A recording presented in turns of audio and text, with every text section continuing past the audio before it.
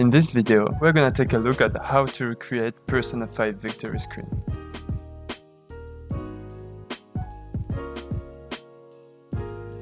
The main part of this effect is the red outline which follows Joker.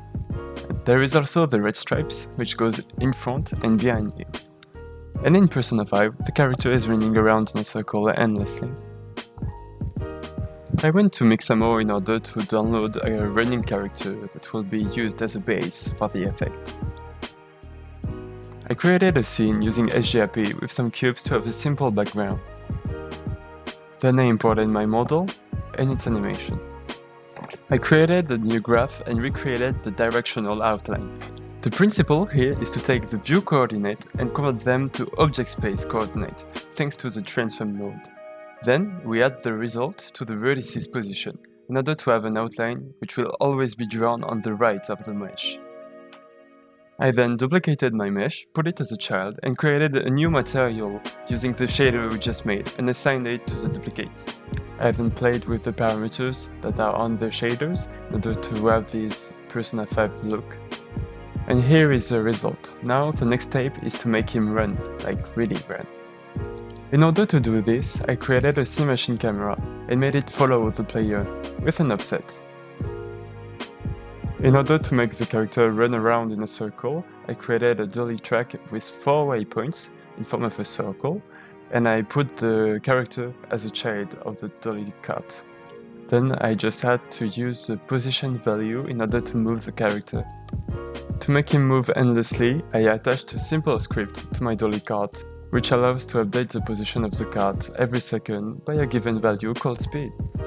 Now the character will move endlessly in a circle just like we wanted. Next step, the stripes.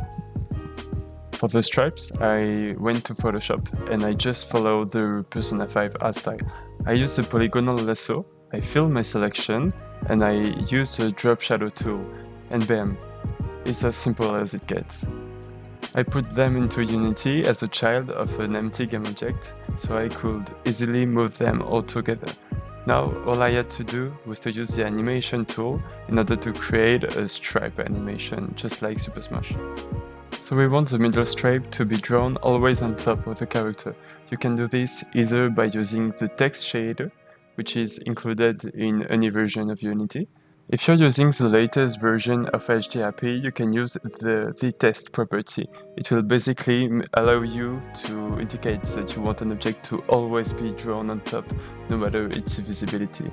The final touch is brought by using an horizontal dissolve in order to introduce the first stripe on the screen. So we step through the position of the object and using a value we dissolve it. So now it looks just like how we wanted. Next step, I added a toon shader in order to get closer to the original game art style, but this subject is for another video. So that's it for this tutorial. I hope you enjoyed the content. I'm a student and thought that running a channel will be a good way to experiment and be consistent, and I got really inspired by mix and jam format, experimenting and explaining it, but not wasting too much time on the details. But don't hesitate to put feedback in the comments or ask for a particular subject you'd want me to cover. And thank you for watching my video and have a good day!